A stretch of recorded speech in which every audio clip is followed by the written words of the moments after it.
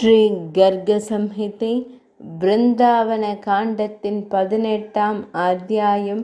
பகவான் ஸ்ரீ கிருஷ்ணரால் கோபாதேவி வடிவில் ராதையின் அன்பின் சோதனை மற்றும் தேவி ராதைக்கு பகவான் ஸ்ரீ கிருஷ்ணரின் தரிசனம். ஸ்ரீ நாரத மாமுனிவர் கூறினார், மிதிலேஸ்வர அரசரே, இரவு கடந்த பிறகு மாயையின் மூலம் பெண் வடிவத்தை எடுத்த பகவான் ஸ்ரீஹரி தேவி ஸ்ரீ ராதையை ஆறுதல் படுத்த விருஷபானு இல்லத்திற்கு சென்றார். அவரை கண்ட தேவி ராதை எழுந்து மிக்க மகிழ்ச்சியுடன் அவரை உள்ளே வரவேற்றார். அவருக்கு இருக்கை அளித்த பிறகு உரிய சடங்குகளுடன் அவரை வணங்கினார். தேவி ஸ்ரீ ராதை கூறினாள், தோழியே, இரவு முழுவதும் நீ இல்லாமல் நான் மிகவும் சோகமாக இருந்தேன். உன் வருகை எனக்கு மிகுந்த மகிழ்ச்சியை தந்தது.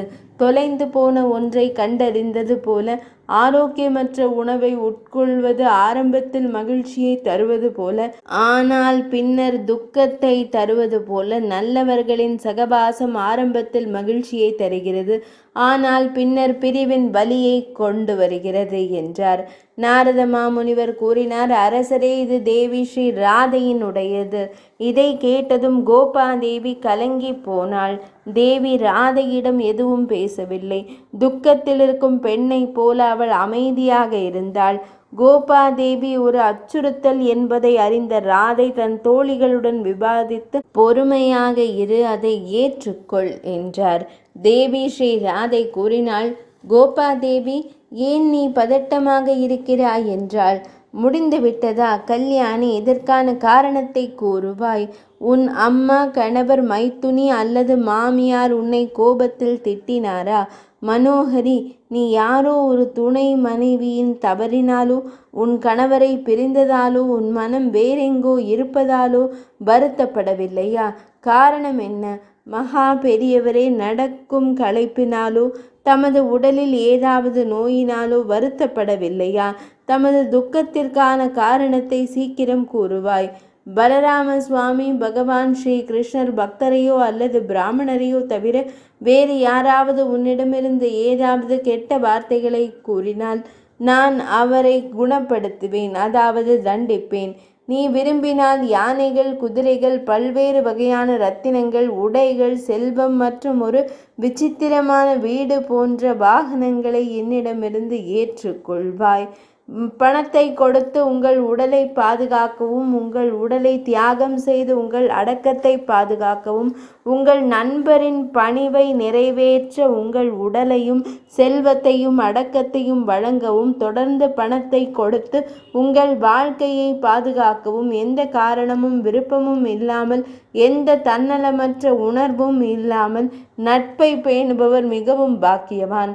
சுயநல நேரங்களில் திறமையானவரும் நட்பை ஏற்படுத்திய பிறகு ஏமாற்றுபவருமான அந்த மோசமான நடிகருக்கு அவமானம்.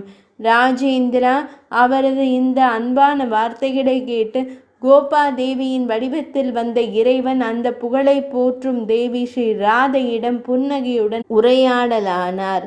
அன்பானவளே ராதே, நான் பரசுனிகிரி பள்ளத்தாக்குகளில் உள்ள அழகான குறுகிய சந்து வழியாக தயிர் விற்க சென்று கொண்டிருந்தேன்.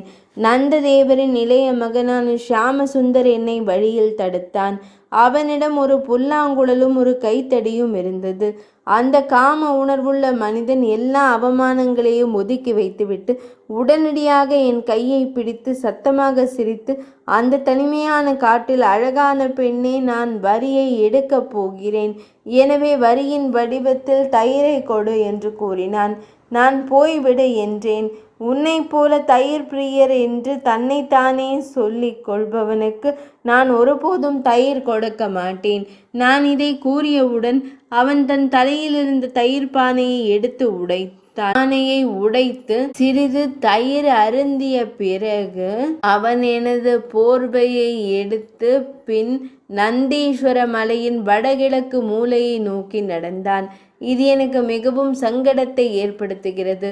ஒரு மாடு மேய்க்கும் சிறுவன், கருமையான நிறம், செல்வந்தனோ துணிச்சலோ இல்லை, நல்லொழுக்கமோ அழகும் இல்லை, அப்படிப்பட்ட ஒரு மனிதனை நீ மையல் கொண்டது சரியல்ல. இன்று சீக்கிரமே அன்பற்ற கிருஷ்ணரை உன் மனதிலிருந்து நீக்க வேண்டும், அவரை முற்றிலுமாக கைவிட வேண்டும் என்று நான் கூறுகிறேன். விரோதம் கலந்த இத்தகைய கடுமையான வார்த்தைகளை கேட்டு ரிஷபானு நந்தினியான தேவி ஸ்ரீ ராதை ஆச்சரியம் கொண்டாள். வாக்கியங்கள் மற்றும் வார்த்தைகளை பயன்படுத்துவது குறித்து அன்னை சரஸ்வதியின் பாதங்களை நினைத்து அவள் அவனிடம் கூறினாள்.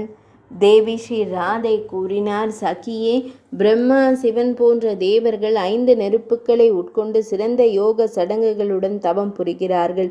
தத்தாத்ரேயர், சுகபிரம்ம முனிவர், கபிலாச்சாரியார், அசுரர் மற்றும் ஆங்கிரஸ் போன்றவர்களின் தாமரை பாதங்களும் அமிர்தத்தையும் மகரந்தத்தையும் பயபக்தியுடன் தொடுகின்றன.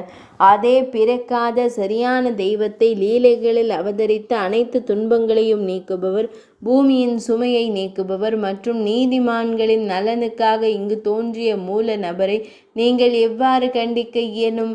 நீங்கள் மிகவும் திமிர் பிடித்தவர்களாக தெரிகிறது. மேய்ப்பவர்கள் எப்போதும் பசுக்களை பராமரிக்கிறார்கள், கோராஞ்சரின் கங்கையில் நீராடுகிறார்கள், அதனை தொட்டு பசுக்களின் சிறந்த பெயர்களை உச்சரிக்கிறார்கள். மேலும் அவர்கள் பசுக்களின் அழகான முகங்களை இரவும் பகலும் காண்கிறார்கள். என் கருத்துப்படி இந்த பூமியில் கோபா இனத்தை தவிர வேறு எந்த இனமும் இல்லை. நீங்கள் அவரை கருப்பு வெள்ளை என்று அழைக்கிறீர்கள். ஆனால் அந்த கருமையான அழகான கிருஷ்ணரின் அழகிய கலையை கண்டதால் பகவான் நீலகண்டன் மற்றவர்களின் அழகிய முகத்தை விட்டுவிட்டு பகவான் ஸ்ரீ கிருஷ்ணனுடைய அந்த கருப்பு கருட்டை தேடி பைத்தியக்காரர்களைப் போல பிரஜத்தை சுற்றி வருகிறார். பாலைவனங்களின் பாதுகாவலர்களும் அனைத்து மனிதர்களின் எஜமானர்களுமான கிண்ணறர்கள் மற்றும் அரவங்கள் தொடர்ந்து தங்கள் தாமரை பாதங்களில் பக்தியுடன் வணங்கி சிறந்த செல்வத்தையும் செல்வாக்கையும் பெற்று நிச்சயமாக அவற்றை பலியாக கொடுக்கும் ஏழைகள் என்று நீங்கள் கூறுகிறீர்களா?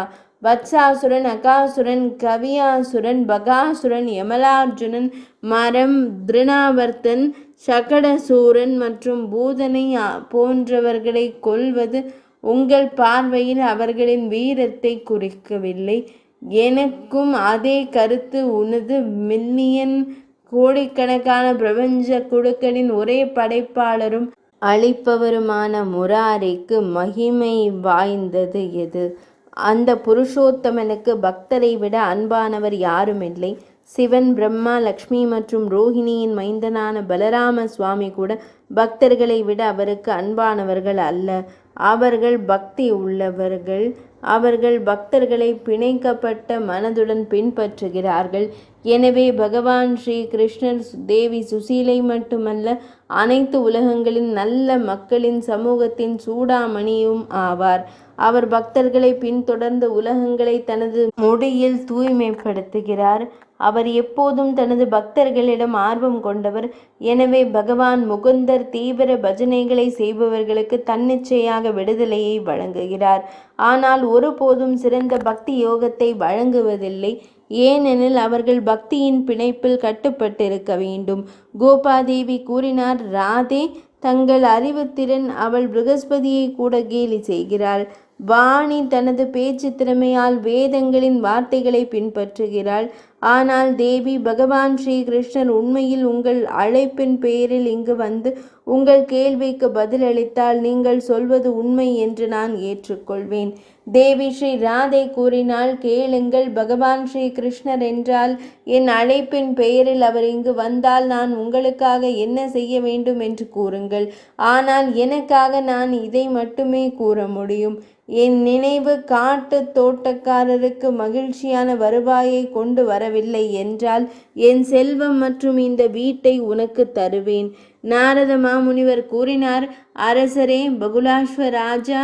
பிறகு தேவி ஸ்ரீ ராதை எழுந்து ஸ்ரீ நந்தனந்தனனை வணங்கி இருக்கையில் அமர்ந்து அவரை தியானிக்க தொடங்கினாள். அந்த நேரத்தில் அவரது விழிகள் தியானத்தால் அசையாமல் இருந்தன. பகவான் ஸ்ரீஹரி கண்டார். அன்பான தேவி ஸ்ரீ ராதை என்னை காண ஆவலாக இருக்கிறார். அவர்களின் அங்கங்கள் வேதமாக வியர்வையாக மாறிவிட்டன. அவர்களின் முகங்களில் கண்ணீர் வழிந்தோடியது. இதனை கண்ட பகவான் ஸ்ரீ கிருஷ்ணர் தனது பக்தர்களிடம் மிகுந்த பாசத்துடன் தனது மனித வடிவத்தை எடுத்து திடீரென்று தனது துணைவியார் முன்னிலையில் அங்கு தோன்றினார். பகவான் ஸ்ரீ கிருஷ்ணர் கூறினார், ரம்போரு சந்திர முகம் கொண்டவரே, பிரஜத்தின் அழகிய பெண்மணியே, இளம் பெண்ணே, பெருந்தன்மை மிக்க பெண்மணியே, அன்புள்ள ராதே, நீ என்னை உன் இனிமையான வார்த்தைகளால் அழைத்தாய். அதனால் நான் உடனடியாக இங்கே வந்துள்ளேன்.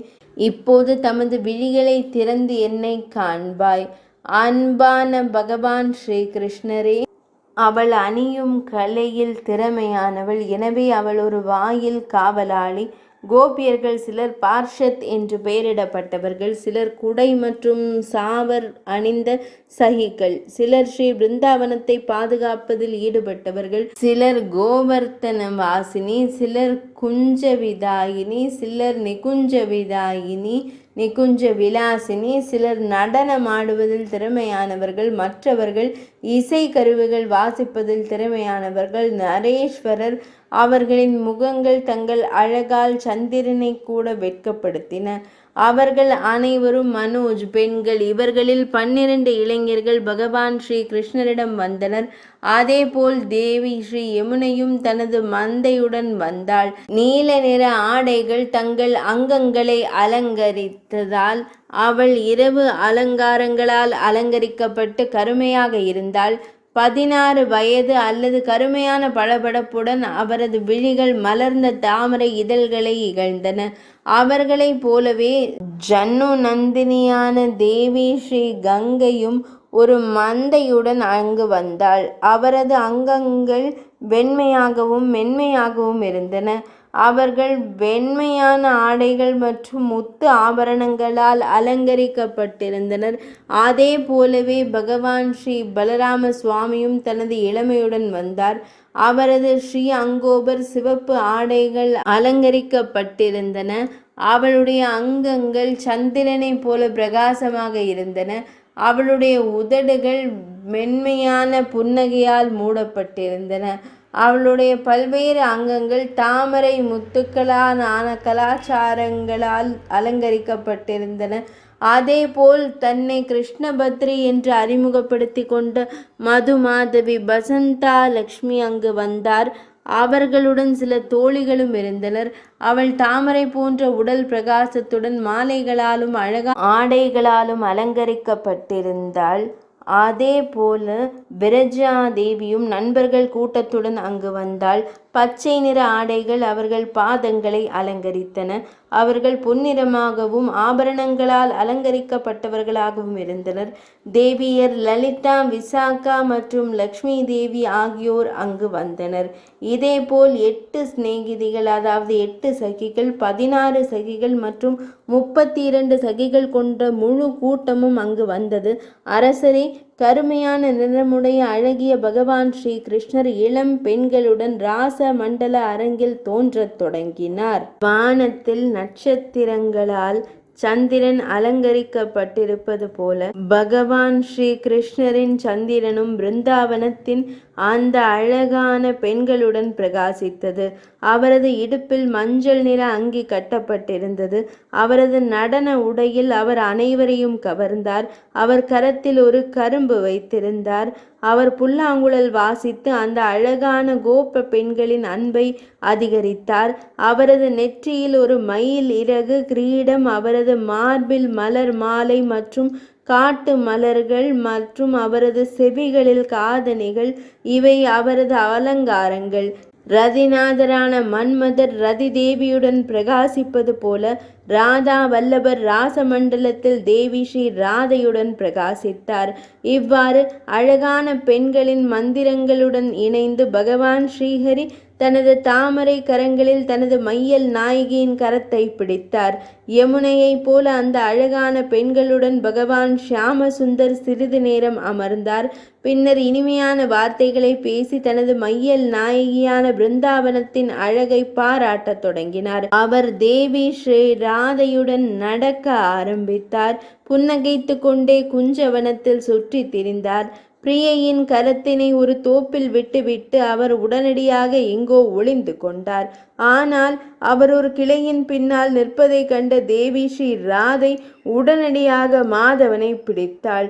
பின்னர் ஸ்ரீ ராதை அவன் கரத்திலிருந்து விடுபட்டு ஓடி ஒவ்வொரு அடியிலும் தன் கணுக்கால்களை ஒலிக்கச் செய்து பகவான் ஸ்ரீ மாதவனின் முன்னால் இருந்த தோப்புகளில் ஒளிந்து கொள்ள ஆரம்பித்தாள். மாதவ ஹரி அவர்கள் இருக்கும் இடத்திற்கு ஓடியவுடன் ராதை அங்கிருந்து சென்று விட்டாள். அவள் மரங்களுக்கு அருகில் சில அடி தூரத்தில் இங்கும் அங்கும் ஓட ஆரம்பித்தாள். அந்த நேரத்தில் இந்த வார்த்தைகள் இங்கிருந்து தோன்றின. நான் அவற்றை கேட்டேன். பின்னர் அந்த நொடியில் என் கோகுலத்தையும் மாடு மேய்க்கும் கூட்டத்தையும் விட்டுவிட்டு உங்களை மகிழ்விக்க வன்ஷி வனத்திலிருந்தும் யமுனை கரையிலிருந்தும் வேகமாக ஓடி இங்கு வந்தேன். நான் வந்தவுடன் உங்களை ஏமாற்ற வந்த எந்த மந்திரவாதி, அரக்கன், தெய்வம் அல்லது கிண்ணறி ஒரு தோழியாக வேடமிட்டு சென்றாலும் அவர்கள் வெளியேறிவிட்டார்கள். எனவே நீங்கள் அத்தகையவர்களுடன் நடத்தப்பட வேண்டும். ஸ்ரீ நாரத மாமுனிவர் கூறினார். பிறகு ஸ்ரீ ராதா தேவி ஸ்ரீ ஹரியை கண்டு அவரது தாமரை பாதங்களில் பணிந்து வணங்கி உச்சகட்ட பேரின்பத்தில் மூழ்கினாள். அவரது விருப்பம் உடனடியாக நிறைவேறியது. பகவான் ஸ்ரீ கிருஷ்ணர் மற்றும் சந்திரன் கடவுளின் அற்புதமான கதாபாத்திரங்களை பக்தியுடன் கேட்கும் எவரும் மிகவும் திருப்தி அடைகிறார்கள். இது ஸ்ரீ கர்க சம்ஹிதையிலுள்ள ஸ்ரீ விருந்தாவன காண்டத்தின் 18ஆம் அத்தியாயமான பகவான் ஸ்ரீ கிருஷ்ணச்சந்திரன் தேவி ஸ்ரீ ராதைக்கு அளித்த தரிசனம் என்னும் அத்தியாயம் இனிதே நிறைவடைந்தது.